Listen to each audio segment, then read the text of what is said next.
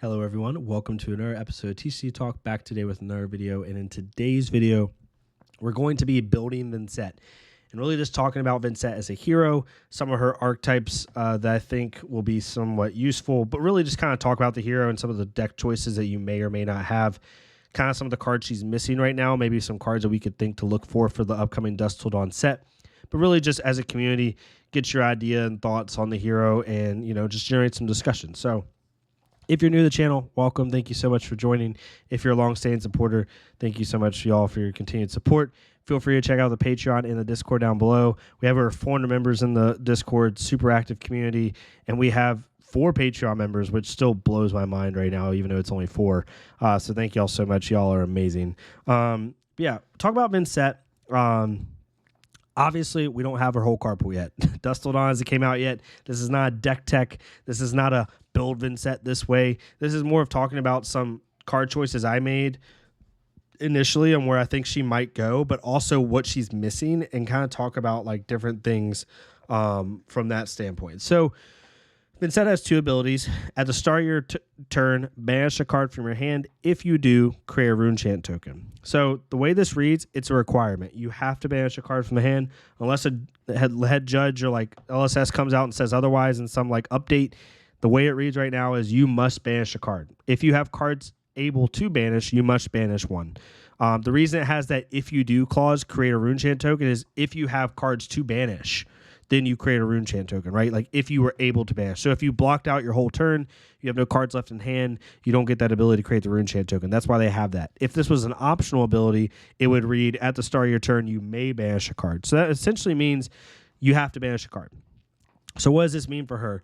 I think it means like you're going to have 40 to 50% blood debt pretty consistently with her because you're always going to be wanting to banish something that you can play, right? You don't want to mill yourself. I don't want to have to banish, a Rune Blood incantation that I can't play, which kind of sucks. So you're going to want to consistently banish blood debt cards that you can play consistently. And, even in second cycle, right? Like if you only have 21 blood debt cards or maybe 24, your second cycle might be a little bit problematic because you might not have the blood debt you're needing, and no one wants to be milling themselves, right? You don't want to have like a mini Arachne effect on yourself in your second cycle. And I think she's going to be a mid-range to slightly control hero, in my opinion. I don't think she's going to be aggro at all from my first thoughts on the hero. So that second cycle is going to be really important for consistency. Second thing, it says, whenever you play a shadow non-attack action card, you may pay a life. If you do, the next Runechant effect that would deal damage this turn can't be prevented. So the key thing with this is, one has to be a shadow non-attack action card, which right now is really lacking for her. Really, like, I'm not going to go super in-depth with it, but if you go to shadow cards for her, the only playable really shadow cards are Seeds of Agony, Howl from Beyond, and Shadow Puppetry. After that, the quality of cards greatly diminishes. Like she has Dimensional Gateway, which isn't too bad, but it's not really playable. Seeping Shadows is okay, but it's a really below rate card that people kind of like forced in the chain just to try to get a little bit more value, but not that good, to be honest with you. And then it just keeps going down. Dimensional Crossroads you never want to use because it says if you lose life during your turn, you destroy it. She's going to be losing life consistently to pay for effects, so that's not good. And so on and so forth. So she doesn't have a lot of shadow non-attack action cards right now, which I think is her biggest flaw. Like right now, if you run Rainbow Seeds of Agony, which you might not even do, and then Howl from Beyond and Shadow Puppetry, that's only 15 shadow non-attack action cards. You're going to want like 24 to 30, right? Minimum probably 24 that you can proc that ability consistently. However, the ability itself isn't insane. It just says if you do, the next Runechant effect that would deal damage this turn can't be prevented. That's one effect of a Runechant. So if you have 4 Runechants stacked up, however you do, and you pay a life to do this, right? Like let's say you have 3 Runechants available, you play a Seeds of Agony, and you pay a life so that it can't be prevented. It only prevents one. It only works for one of those Runechants out of the 4. It doesn't work for all of them. So it's not like it's an insane ability. It has some cool, at least with the card pool we currently have, it has some cool interactions with like meet and greet, right? Like if you have, if you start your turn, you banish a Seeds of Agony, creating a Runechant, and then you play Seeds of Agony, you pay 1 life, and then it makes it to that one rune chant you just created can't be prevented, and then you play Meet and Greet. Meet and Greet's pretty much automatically going to have Go Again because it sees the arcane damage being dealt, which then gives it Go Again. So there are some cool interactions with that, but overall it's not as insane as you would think. I think it's more of a thematic thing with Prism since she has Ward. I think it's just like they're playing the thematics of it, like for that standpoint, but we'll have to see. Maybe there's more that meets the eye with that. So yeah, that's her two abilities. So if you don't have consistent blood debt, you're basically playing with a 3 intellect hero, which no one wants to do. So looking into her equipment, I think Carrying Husk is going to be the chess piece unless she gets something crazy. Maybe you run Ether Ironweave to help pay for like high cost attacks if you're running like a tall build. But Carrying Husk, I think she's going to be a mid-range to like slightly control or slower based hero. So Carrying Husk is going to give her that survivability that she wants off a big attack from the opponent. Her headpiece, there's not much headpieces for Rune Blades. It's Arcanite, Skullcap, Crown of Providence. Maybe she'll run the Royal build like Viscerai, who knows. But really it's Skullcap and Providence. And then in the sideboard, you could have like Crown Dichotomy for Arcane Barrier. Arm piece, nothing beats Grasp the Arcanite. Not close. Maybe you run Vexian Malice. Maybe, not Vexian Malice, Vexian Quillhand, sorry, to help like get up to 3 rune chants to pay for Phantom Banshee. Like if you banish a card, making it 1 rune chant, then you pop Vexian Quillhand, go up to 3 rune chants, and you play Phantom Banshee, right? So for free. So you could do that, but I think Grasp is just going to be too good over the course of the game still. I mean, this is one of the most...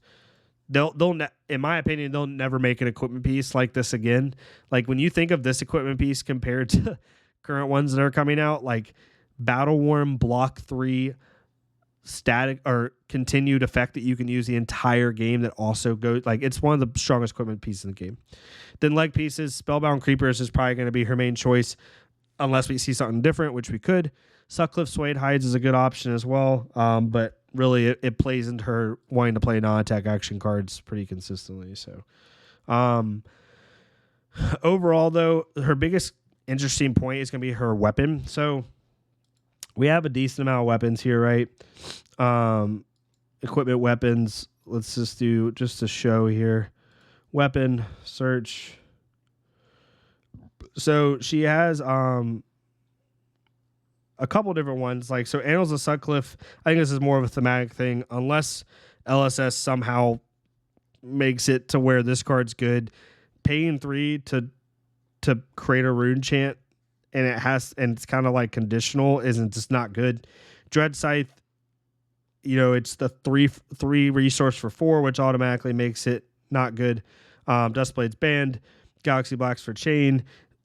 Reaping Blade is a really good tech piece, you know, really good tech piece, but overall not that good. And then Rosetta Thorn. So like if we look at the weapons, right, Rosetta Thorn's good, obviously one of the most powerful weapons in the game, if not the most powerful weapon in the game.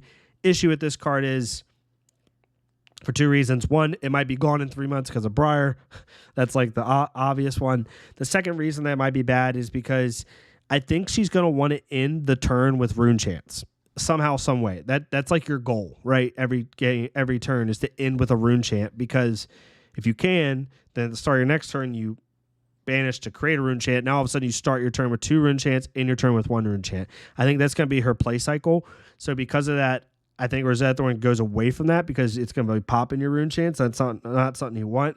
But regardless, the hero is really powerful.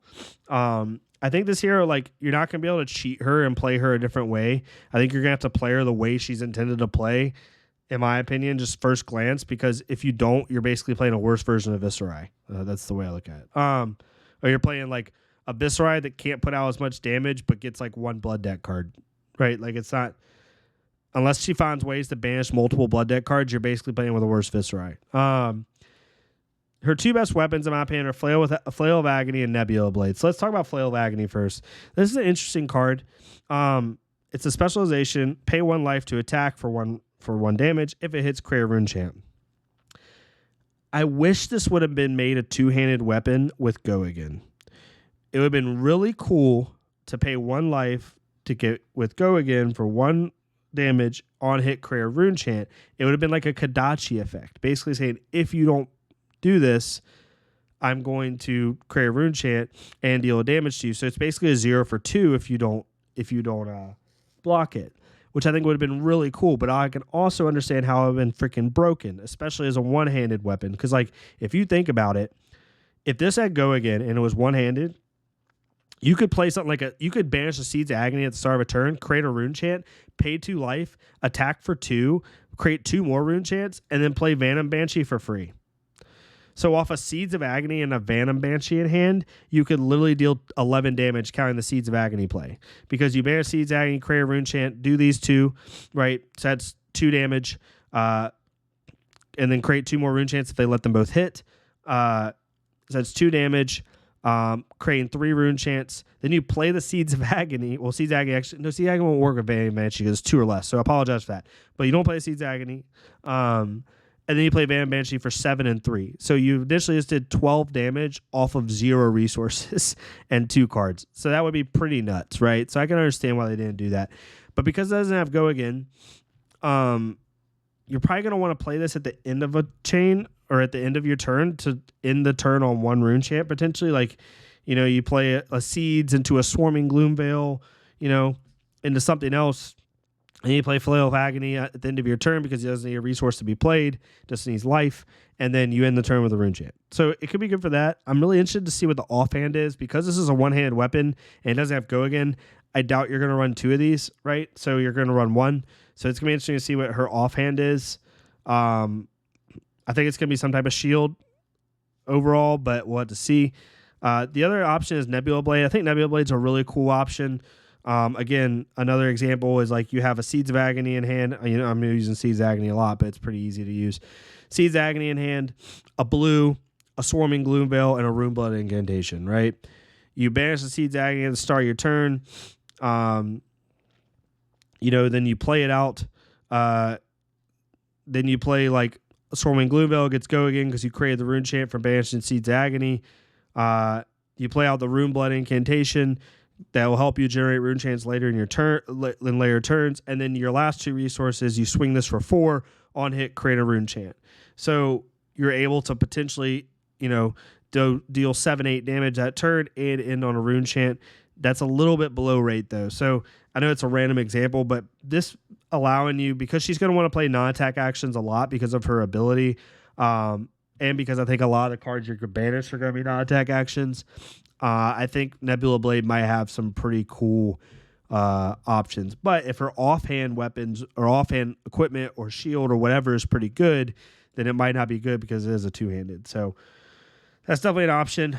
Rosetta and Reaping Blade are both like good, but I don't think they're going to play into what she wants to do. So let's talk about her deck. This is just a random deck I built. I'm not going to go through like my choices because this isn't a deck tech. This is just to give you an idea about card choices. I think Seeds of Agony is going to be really good. We have to see what the rest of her attacks do because red Seeds of Agony is 2 or less, yellow Seeds of Agony is 1 or less, and blue is 0. I don't think you would run the blues because she doesn't have a lot of 0 cost attacks currently. She has Bounding Demigod, which is good, and that's about it, right? Like that's about it. Swarming Gloomveil is really good. You could run stuff like Arcanic Crackle and stuff like that, but I don't know if that's going to be good. So blue Seeds of Agony might not be as useful. You probably end up just running the yellows and the reds because they can at least work with a good amount of your attacks. But yellows will be good because the next tax action card would cost 1 or less, gains, you know, whatever. And then this is the gold one. Like the red, I think is going to be the most useful because you'll be able to play this on like a Spellblade Assault or whatever while still banishing it. Other good non-attack actions are Howl from Beyond. I think that's like an easy option with her. Shadow Puppetry, easy to include with her, unless her kit that she's gained is just insane. Other non-attack action cards, Revel and Runeblood, it's going to be super great in her, right? Be able to play Banish the Seeds of Agony, create a Runechant, play Swarming Gloomveil for 3 Go Again, play Revel and Runeblood, right? And then swing with Flail. Like that's a pretty decent turn. You know, you banish the Seeds of Agony, creating a Runechant, you play the Seeds of Agony, then you play Swarming Gloomveil for 4 1-1, right? So, or 3 1-1, sorry. 3 1-1, 5 damage. Play this, create 4 more Runechants, goes up to 9 damage. And then you play Flail, making it 10 damage, potentially ending on a Runechant. not insane for a 4-card hand, but a 4-card hand for no resources, or 3-card hand for no resources, it's pretty good, right? 3 cards, no resources, 10 damage. Not a ton of decks can do that. So that would be a good option. Revel Moonbird, obviously. And that's pretty much it for non-attacks that I have right now. Non-attacks is what she's missing the most. Like I said, if you run Rainbow Seeds of Agony, Revel, or Shadow non-attack actions, Rainbow Seeds of Agony, Howl, and Shadow Puppetry, that's still only 15. You're going to need like 21, 24 minimum, in my opinion, to be really useful. So attacks right now, Bounty Demigon's really good. I don't think you run like the full suite because she's going to want like on-ray attacks. It's not like Chain. The reason Chain could run such like rinky-dink attacks is because he could play a lot of them because of Soul Shackles and Go Again and Shadow Puppetry and things like that. And he was playing like 7-card hands. She's not going to be able to do that as easy. So you're still going to have to run pretty like on-rate attacks. I think Red Bounty Demigon's pretty easy to run in her. You banish at the start of your turn, play it out for 0 for 4 because you play a non-attack action card before it. I think blue can be ran good as a blue block 3. Rift Bind's gonna be really good in her. Obviously, a Seeds of Agony interaction's nuts if you can do it. I think Spellblade Assault and Spellblade Strike will both be really good in her. Creating those Runechant tokens on play is really nice. You know, there's a lot of cool interactions I think you could do there. Swarming Gloomveil's an obvious include because when you make that Runechant at the start of your turn, it automatically got to go again now. There's a couple attacks that might be a trap with her because she needs to have Runeblade attacks with Mob Skies in order to give them Go Again, because it doesn't say Shadow Attack, it says Runeblade attack action card. So like cards like Ghostly Visit won't work because it's a shadow action. You can still run it, it just won't work with Mob Skies. Unhallowed Rites is a decent one for her.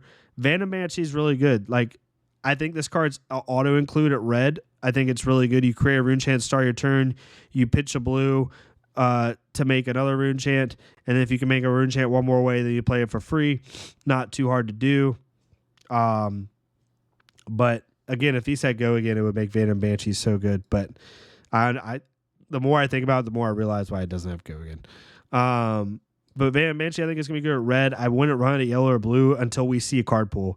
Like until I see more ways to make Runechants for her, I don't see this card being like a 9 of or a 6 of. I think it's a 3 of, but I think she's going to get cards that are going to supplement it.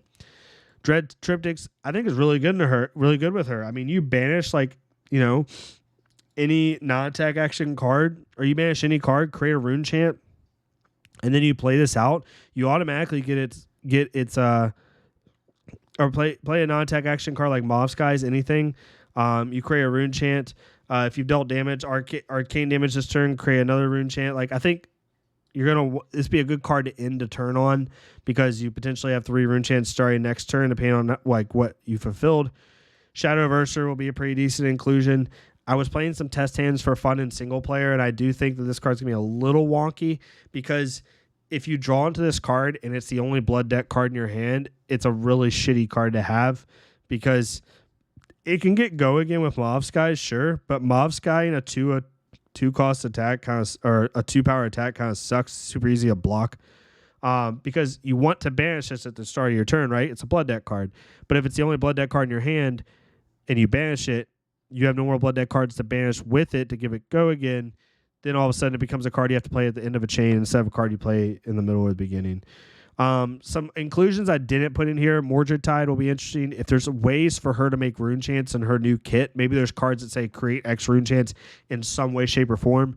Mordred Tide will be more playable. Until we see that, I don't think Mordred Tide's consistent enough in her.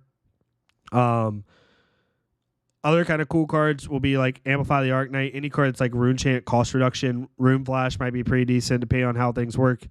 Really good for that. Reduce the Runechant. If she plays a control mid-range variant, I think that would be really useful because if you start your turn, you end your turn with a Runechant like you're going to want to most turns with her, like Flail. You pay 1 for Flail, create a Runechant. Then all of a sudden you reduce the Runechants when you draw up are going to be for free, and then it creates another Runechant.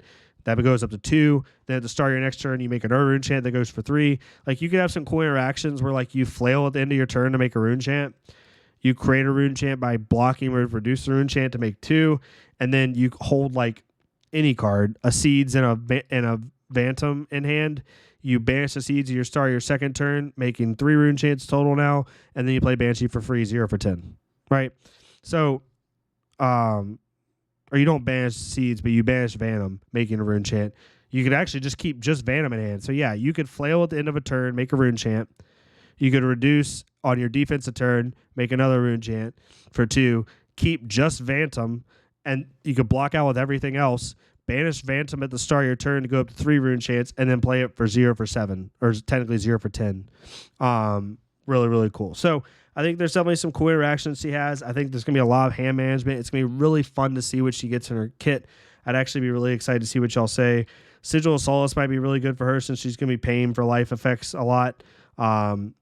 Overall, just really excited. But this wasn't really a deck tech. It's really just to, have some fun, see what y'all think, get y'all's thoughts on it, on the hero. If I said anything that was wonky or weird, please let me know. But yeah, hopefully y'all have a good rest of your week. I'm going to be loading up making videos because I'll be in Vegas for a work event for Call of Duty League Championships from Tuesday to Sunday. So I'm going to make like 3 or 4 videos that go out during the week. So if I'm a little bit quieter in the Discord, that's why. But yeah, y'all stay safe. Let me know if you liked the content. If you did, leave a like, comment, subscribe. If you didn't, let me know how I can do better. And I'll see y'all next time on TCG Talk. Thank y'all so much.